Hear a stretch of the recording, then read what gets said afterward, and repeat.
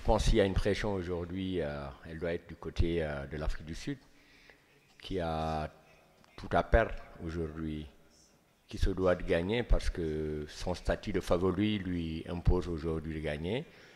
Nous sommes des challengers et on a tout à gagner sur ce match.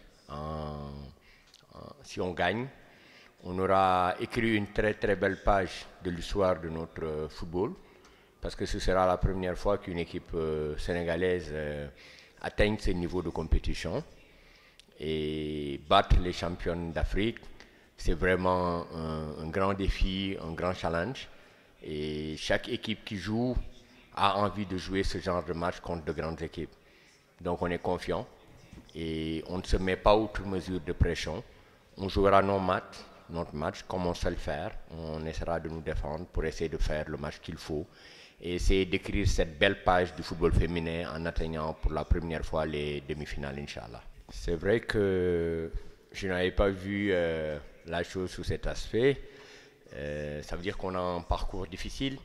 Mais moi, je comprends aujourd'hui dans la vie que quand vous avez à avoir un destin particulier, vous passez par des obstacles difficiles. Et aujourd'hui, nous nous sommes qualifiés au deuxième tour. C'était notre premier objectif. Mais c'est parce que déjà sur le match contre la RDC, on avait fait le job. On s'était dit qu'il fallait pas se louper sur ce match-là parce que derrière, on avait deux grandes équipes et que l'adversité serait de taille. Donc nous avons su nous mettre à l'abri dès la première journée en marquant le maximum de buts. Et je pense qu'aujourd'hui, c'était un aussi des scénarios qu'on avait mis pour pouvoir passer. Donc on est passé, maintenant le plus important c'est ce qu'il y a devant nous. On a une très très belle équipe d'Afrique du Sud que nous avons joué il y a quelque temps au Sénégal. C'est une équipe qui a un énorme potentiel, mais aujourd'hui je me dis nous allons surfer sur ce que nous avons fait contre ces deux grandes équipes que sont la Zambie et le Maroc, surtout en apprenant de nos erreurs. Parce que je pense qu'aujourd'hui, ces équipes-là nous ont permis de voir quels étaient nos réels problèmes, notamment sur notre défense. On a fait des erreurs en défense, on a manqué de justesse quelquefois en attaque, et avec cette adversité, avec des problèmes de jeu, on a senti un peu de frustration. Et nous avons travaillé pour qu'on dépasse aujourd'hui ces frustrations-là. Donc je pense que ce sont des matchs qui sont pleins d'enseignements et qui nous préparent par rapport à ce match-là. Donc il nous faudra rectifier un peu les erreurs de défense qu'il y a eu. Il nous faudra voir notre façon de jouer. Je pense que le groupe Sénégal n'a pas montré tout son potentiel sur cette première phase. Et ce sera à nous d'élever notre niveau parce que l'adversité sera de taille. Et on a appris que dans cette compétition comme ça, on ne peut compter que sur soi.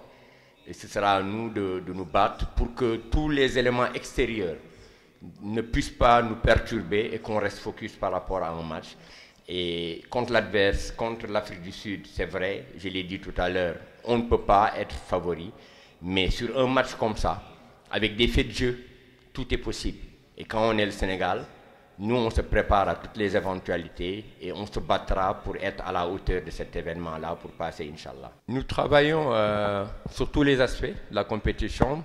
Quand vous rencontrez une équipe, vous vous dites que le match, ça peut se terminer dans les 90 minutes, ça peut être dans la prolongation, ça peut être aussi au tir au but. Donc nous nous préparons à toutes ces éventualités-là. Mais ce que je tiens à dire et qui nous caractérise aujourd'hui, ce sont nos valeurs à nous, c'est notre humilité. Nous respectons l'adversaire.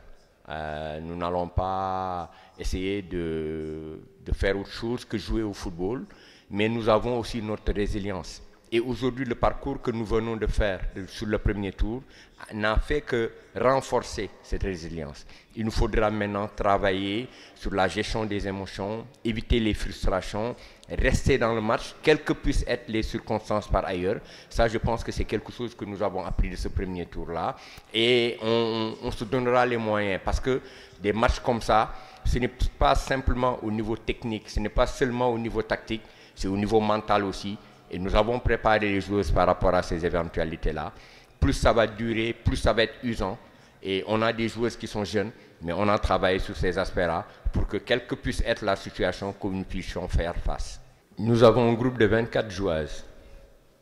Nous avons fait en sorte que sur chaque match, nous puissions mettre les joueuses qui nous semblent être en adéquation par rapport à la tactique de l'adversaire, au plan tactique spécial. Donc, contre l'Afrique du Sud, on verra quelles sont les joueuses qui peuvent nous permettre de gagner. De toutes les façons, on a un groupe de 24 joueuses. Elles sont toutes prêtes. Elles ont envie de rugir. Elles ont envie d'écrire l'histoire. Nous venons de 2 défaites. Presque tout le monde nous donne perdant. Ce sera à nous d'aller chercher au plus profond de nous les forces physiques, mentales, pour faire face à cette adversité et gagner l'Afrique du Sud. Essayer de gagner parce que ce ne sera pas facile, on le sait. Ça demandera beaucoup d'efforts, ça demandera de la résilience comme je l'ai dit tout à l'heure, ça demandera des qualités tactiques, des qualités techniques, mais on est prêt aujourd'hui à faire ces efforts-là pour faire passer au football sénégalais cette étape. Parce que aujourd'hui, comme je l'ai dit avant, en 2022, nous sommes restés 10 ans avant de revenir à la CAN. Notre objectif, c'était de faire une bonne CAN et de revenir après. L'autre objectif, c'était qu'on était en quart de finale, c'était de revenir en quart de finale. Ça, c'est déjà fait. Maintenant, ce qu'il nous reste à faire, c'est d'écrire un nouveau chapitre pour cette équipe. Il y a beaucoup de jeunes, mais il y a du potentiel. Ce sera à nous de nous donner les moyens de franchir ce cap et d'écrire de la plus belle des manières une page du football féminin. Et c'est ce que nous voulons offrir à notre peuple ce samedi. Et Inch'Allah, on va essayer de nous donner les moyens de le faire. Satisfait, ceux qui me connaissent savent que je suis très exigeant avec moi-même, avec mon groupe. Je suis un perfectionniste, j'ai toujours envie d'aller plus haut. Je veux toujours faire basculer, faire reculer les limites. Je veux aller toujours plus haut, plus loin. Et donc moi, comme elle l'a dit, la joueuse, nous avons déjà oublié ce qui a été fait. Ce qui reste aujourd'hui, c'est d'essayer d'aller titiller les grands. Et nous en avons eu la chance sur ce tournoi. De rencontrer déjà les 3 meilleures équipes africaines du moment, hein, je pense, hein, parce que la Zambie, c'est une grande armada offensive, le Maroc, c'est un collectif impressionnant, et pourtant, nous n'avons pas fait piètre figure. Je pense que les filles ont répondu, et qu'on aurait peut-être même pu avoir la possibilité d'avoir de meilleurs résultats. Mais nous ne restons pas sur ça. Nous allons essayer de voir ce qui a été bien, de le mettre à côté, mais surtout gommer les erreurs qui ont été faites, parce que je suis le premier à le reconnaître. Sur le plan défensif, on a fait des erreurs qu'il ne faut pas reprendre. On a fait des choses sur le plan émotionnel qu'on doit gérer, notamment l'erreur de la gardienne sur ce coup de poing, mais c'est juste une erreur. Ce que je leur ai dit, c'est une petite tache noire sur une feuille blanche. Et je préfère regarder cette feuille blanche-là. Je préfère regarder tout ce qu'il y a autour et qu'on peut obtenir. Et c'est des erreurs. Elle a 18 ans, elle est jeune. C'est normal que devant un stade aussi plein, devant une équipe comme le Maroc, une grande équipe, qu'elle puisse à un moment céder à cette frustration-là. Mais je pense que ce sont ces erreurs-là qui vont permettre aux filles de grandir. Et ça, c'est important. Nous y avons travaillé avec elle pour essayer de situer les responsabilités. Et aujourd'hui, elle est consciente que devant elle, à partir de maintenant, il n'y aura plus d'adversité facile. On va vers des choses qui vont être de plus en plus dures et qu'il faudra garder ses nerfs. Et ça, c'est valable pour elle et pour l'ensemble de l'équipe. Donc vraiment, nous sommes en train de travailler sur ça et on est sur la bonne voie. De toutes les façons, je suis très satisfait de leur comportement, de leur engagement, mais surtout de l'humilité qu'elles ont montrée, de la concentration. Elles ont faim, elles ont envie d'écrire leur propre histoire et on le fera avec elles, Inch'Allah. Et peut-être que ça passera par ce match de samedi où une grande opportunité nous est offerte d'écrire cette page-là et surtout devant l'Afrique du Sud, championne en titre. Moi, ce que j'ai à dire par rapport à l'équipe de l'Afrique du Sud, j'ai jamais joué contre eux. Du coup, je les ai vus jouer et je pense qu'elles ont été championnes d'Afrique. Elles ont à faveur de tout, on le sait déjà. Mais dans un terrain, même si la personne est 1000 fois meilleure que toi, si tu es engagé, tu peux y arriver. Tu as les moyens de gagner le match sans aucun problème. Parce que le football, c'est un jeu qui se fait à 11. Ce n'est pas un sport individuel. Du coup, on doit se donner à fond et montrer ce que les coachs nous ont enseigné au terrain et juste appliquer les règlements qui ont été faits aux entraînements. C'est tout. On est très bien même motivés parce qu'on était dans un pool très compliqué. On a réussi à sortir dans des situations difficiles, mais malgré tout, on a un objectif très clair. On est dans le présent, on ne va pas penser au futur déjà. On doit se concentrer sur ce match contre l'Afrique du Sud, essayer de s'en sortir comme on peut. On respecte beaucoup l'Afrique du Sud, on ne va pas les sous-estimer et tout. Ce sont les champions d'Afrique. Mais nous, pour le football sénégalais, on est là pour représenter notre pays et on doit se donner à fond. On ne va pas se dire qu'on va battre l'Afrique du Sud, on ne va pas se dire qu'aussi qu'on va perdre. On va entrer dans le terrain, on va donner tout ce qu'on a donné et après les résultats, on verra ce qui va se passer après le match. Mais là, on va se concentrer tout simplement sur le match. À propos de la visite sur le terrain, on n'a jamais été là. Du coup, je pense qu'après la conférence de presse, on va sortir pour essayer de voir comment est le terrain et essayer de regarder comment sont les choses. Je pense que le geste de coach Pape Thiaw, c'est un geste très joli parce que du coup, il nous montre que tout le Sénégal est derrière nous. Même aux côtés des garçons, ils sont tous présents pour nous supporter. En sachant qu'on était dans des situations très très difficiles, il nous a beaucoup parlé à propos de notre groupe, qu'il savait qu'on était dans un groupe serré. Mais malgré ça, on a pu s'en sortir. Ce qu'il nous a dit, c'est de ne plus penser au passé, c'est de penser au présent et d'aller chercher ce qu'on est venu faire ici et d'essayer d'avancer pas à pas. On peut pas. Il nous a dit de ne pas essayer de penser ce qui n'est pas encore venu. Donc, ce que je vous ai dit avant, on reste focus sur le match de l'Afrique du Sud qui se jouera demain. Et on lui remercie vraiment pour son geste et ça nous motive beaucoup. Je voudrais juste dire, si vous me le permettez, à travers ce geste, c'est toute la solidarité du peuple sénégalais autour de cette équipe. Les gens commencent à y croire et au-delà de Pape Thiaw, l'ensemble des entraîneurs nous ont appelés pour nous dire nos failles, surtout, c'est ça qui était important, pour nous dire ce que nous devons améliorer pour progresser. Ça veut dire que tout le peuple est derrière nous et on en est conscient et c'est le moment de les remercier pour cette solidarité agissante. Tout le peuple sénégalais, on leur demande encore de croire en cette équipe-là, de prier parce que quelque chose de grand est devant nous et on en foi que, Inch'Allah, ça va se faire. Waaw, à confiance parce que ak ñun tour équipe bi ñuy joué du li gën a am solo pour ñun moom mooy ñun lan nañ mën a def. C'est vrai que équipe bu ñu respecté la équipe bu am vraiment jaar-jaar bu rëy mais ñun ñoo bëgg dugg ci histoire ñun ñoo bëgg bind benn page indi football féminin foo xam ne mosu fa yegg parce que suñu gagné match bi suba Inch'Allah dinañu permettre ñu defal Sénégal loo xam ne mosu ko am mooy yegg demi-finale donc loolu nag mooy motivation xale yi bi ñuy ñëw loolu moo nekkoon suñu mébét loolu moo nekkoon suñu souhait te yàlla jaar lañu aussi si poule boo xam ni difficile na ñu dajeek ay équipes yu mag et si biir match yooyu ñu joué ak équipe yooyu ñu am si jàngat bu bëri parce que équipe yi ñu footballal teg nañ ñu problème yu bëri mais yàlla baax na ba ñun li nga xam ni moom la ñu prévoiroon compétition bi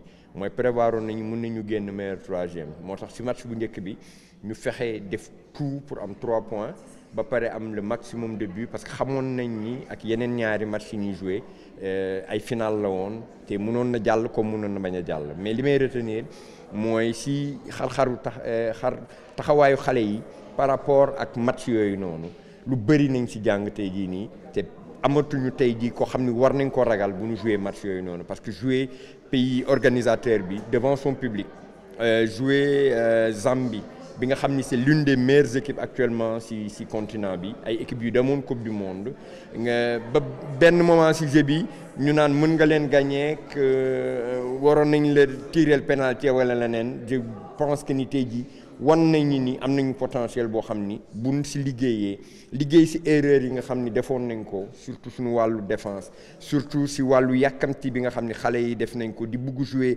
rapidement devant verticaliser nañ leen wax mais des fois dañuy yàkkamti sànni ballon bi bu ñu téyee ballon bi jouer sur suñu valeur tey jii ni amuñu lu ñuy tiit et je pense que ni Sénégal dina wane taxawaay boobu incha allah si match suba bi. mooy jouer si suñu valeur.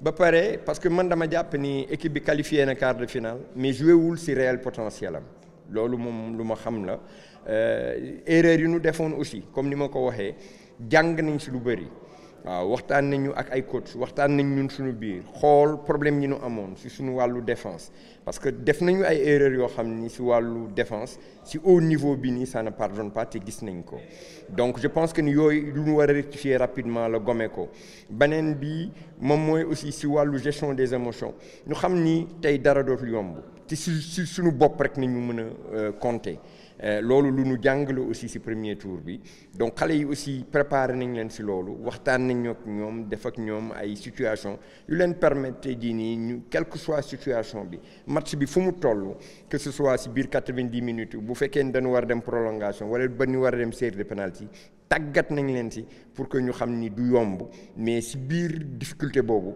nañu war a grandir.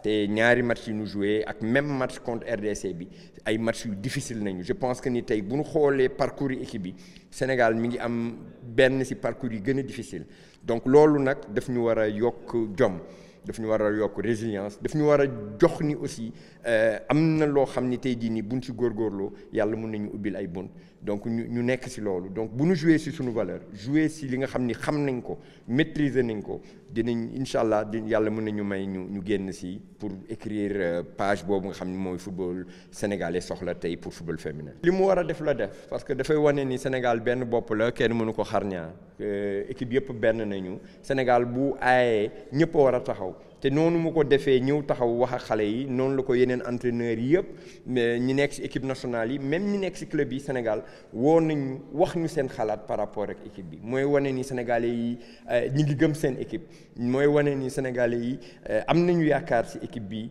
donte ay xale ñoo ci nekk mais gëm nañ ni am nañu potentiel boo xam ni buñ ci góorgóorloo yàlla mën nañu may li ñu bëgg donc ñuy remercier vraiment le peuple sénégalais ci soutien bi nga xam ni moom nañu indi di leen wax nag moment bi nañ ko gën a soxla ci difficulté bi nañu gën a soxla ñoom ñëpp ñu nekk suñu ginnaaw ñaanal xale yi pour que vraiment ñu passer page bi parce que suñu objectif moo doon ñëwaat quart de finale mais biñ si duggee ba pare mooy titiller grand yi dem fekk leen jéem a jaxase carte bi parce que aussi ay équipe yu mag ñoo si nekk boo buggee dugg si 4 premières yi day fekk aussi nga am loo liggéey te je pense que ni équipe bi am na potentiel boobu incha allah yàlla nañu yàlla may jàppale pour que ñu def résultat boobu pour que Sénégal yi yëpp kontaan seen xale yu jigéen ñi. je pense que ñun pare nañ pour jouer match suba bi te duñ teg suñu bopp pression parce que xam nañ ne Afrique du Sud moom moo mujjee gagné coupe d'Afrique bi moom mooy champion d'Afrique jox nañ ko cër dinañ ko respecté mais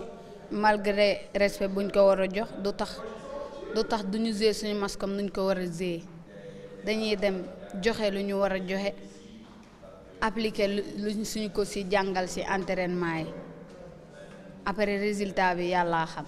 ñun moom mentalement pare nañ parce que ñu bari ñëw nañ di ñuy motiver di ñu conseiller di ku je pense que pare nañ pour def lu ñu war a def joxe lu ñu war a joxe ci terrain bi. ñëwoon na pour motiver leen lan la leen wax ci diggante bi ngeen gisante foofu. daf ñoo wax ni poule bu ñu nekkoon poule bi métti woon na torop mais comme xas nañ ba génn amatul xalaat ginnaaw quoi dañuy xalaat li nekk suñ kanam jëm ci góorgóorlu ba am luñ ci am xam ne yàlla noonu la ko tuddee mais ñu bañ a xalaat ci lu jàll ba pare instant yi dañoo war a focus ci suñu match contre Afrique du Sud bu war a am suba te incha allah bëgg nañ ci génn comme ça ñu mën a bind histoire boo xamante ne dina yokk suñu football féminin Sénégal te dina nekk loo xamante ne lu rëy la ci ñun ñi nekk fii di participer ci Coupe d'Afrique bi. match bi Afrique du Sud mooy dem favori loolu seen xalaat la walla ban xalaat ngeen ci am. loolu nekkul sa suñ xalaat danoo xam ne Afrique du Sud moom moo mujjee gagné Coupe d'Afrique bi moom la ñëpp di jox favori moom la ñuy wax Sénégal day dem participer rek dañ koy dóor par force loolu la ñuy wax mais football dafa nekk football un jeu boo xamante ne équipe bi mën na la mën tey gagné la possession de balle nekk 95% nga nekk 10% te match bi jeex ñu ne yaa gagné football bi dañuy dem motivé wu am fulla jom liggéey lu ñu war a liggéey ci terrain bi joxe à 100% amul baay dañuy jouer ba match bi jeex tant que arbitre sifflé wu fin match bi jeexagul match nag mën na demee lu ne mën ngaa football ñu njëkk laa dugal cela ne veut pas dire que match bi jeex na mën ngaa jouer nga njëkk a dugal tamit cela ne veut pas dire que match bi jeex na ñun moom dañuy concentré depuis minute 1 ba 90 minutes match bi mën na dem ba 120 minutes loolu yàlla rek moo ko xam mais de toutes les façons ñun bu ñu duggee suba ci terrain bi dañuy joxe lépp comme nga nekk ci biir terrain bi nga nekk ci kaw ñun ñëpp benn lañ dañuy booloo doon benn comme nuñ ko yàgg di defee parce que am nañ esprit de groupe boo xamante ne c'est rare à voir dans des groupes parce que tey jii nii ay mbirumu jigéen ñun ñëpp xam nañ ko da ngay gis kii di football kii footballul du nangoo bokk ci groupe bi commençant par moi man footballuma match yi nii yëpp mais li ma yéene sama équipe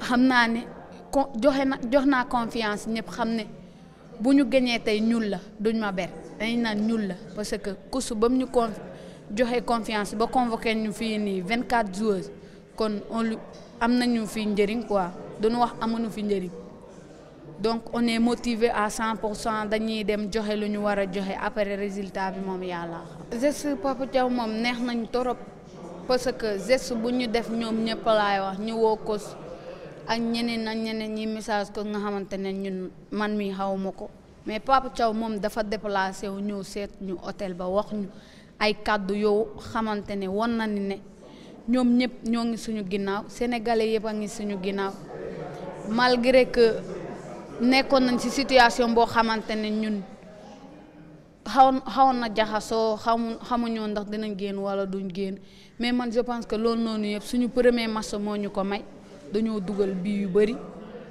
loolu moo ñu ko may moo tax ñu nekk fi tey donc jàll nañ ci loolu noonu conseil yum ñu jox njëriñ nañ torop motiver nañu te wan nañ ne ñoom ñëpp ils sont présents te ñun dañ fiy nekk pour représenter suñu pays kon donc tey jii ni kosu góor yi bu nekkee kosu équipe A góor yi bu nekkee fii duñu conseil won ñu ne ñoom wóolu nañ ñun dañoo war a gën a wane suñu bopp xam ne Sénégal yëpp a ngi toog duñu xaar donc buñ duggee suba ci terrain bi dinañ joxe lépp lu ñu mën te ñu ngi koy remercier bu baax ci geste bu mu def kontaan nañ ci torop te incha allah dinañ ko jëfee comme moom num ñu ko conseillé.